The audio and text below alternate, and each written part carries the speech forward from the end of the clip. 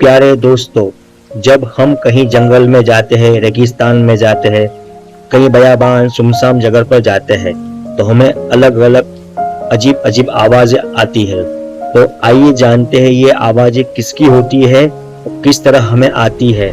ये वीडियो आखिर तक देखना, आपको पता चलेगा ये आवाज किसकी और किस तरह आती है।